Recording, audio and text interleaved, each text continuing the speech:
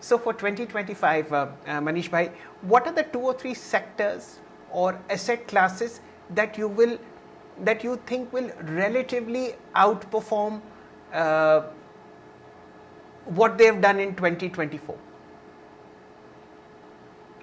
So, so equities, I'll give you cuts. Okay, so I kind of think of Indian equity as three sectors. One is BFSI, second is local capex, or rather capex, and third is consumption.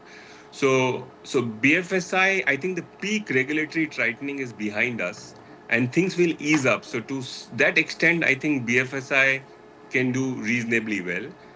Within BFSI, actually, I don't like the wealth businesses because they are too expensive, and it's likely that we will enter in a little bit of a weak wealth growth environment.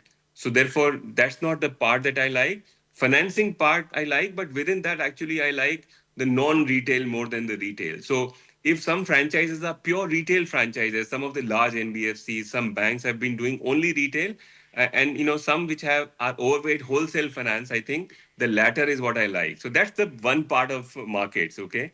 Second part of the market is capex. I think Indian local capex is obscenely priced, exorbitantly priced, and I think it's avoidable.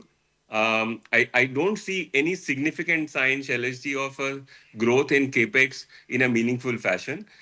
So I would avoid it. And the global capex proxy in India is Indian IT. So both Indian currency weakening as well as, given that we've recently had a bust in IT in 2022, there is a reasonable case to make that global capex proxy like IT could do reasonably well. And if the currency weaken, actually it's an icing on the cake. So that part I like. Within consumption, I think I don't like the discretionary consumption in India. That is likely to stay weak.